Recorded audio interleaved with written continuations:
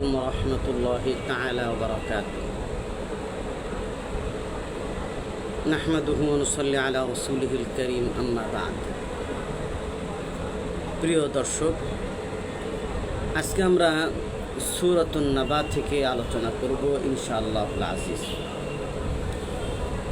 সূরাতুন নাবা এটা মক্কা শরীফে অবতীর্ণ। এর মধ্যে 40টা আয়াত এবং 2টি রুকু আছে। বিসমিল্লাহির রহমানির রহিম। পরম করুণাময় অসীম দয়ালু আল্লাহর নামে শুরু করছি।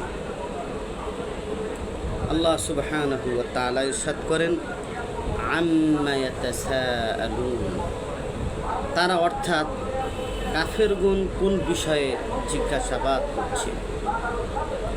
আনিন নাবাইল আযীম, সেই মহা ঘটনা সম্পর্কে, যে সম্পর্কে তারা বিভিন্ন রকম কথা বলে। আল্লাযী হুম ফীহি মুখতালিফুন, যে সম্বন্ধে, যে ঘটনা সম্পর্কে তারা পরস্পরে মতানৈক্যে লিপ্ত রয়েছে। আর তাদের এই মতানৈক্য মূলত কিয়ামত এবং আখিরাত, এই দুটো নিয়ে কাফেরদের মধ্যে মতানৈক্য ছিল। কাফেরগণ কিয়ামত সম্পর্কে নানা রকমের কথাবার্তা বলত।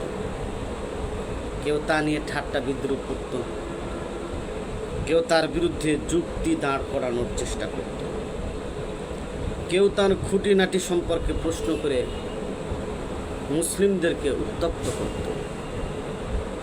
প্রশ্নের উদ্দেশ্য তাদের সত্তা অনুসন্ধান ছিল।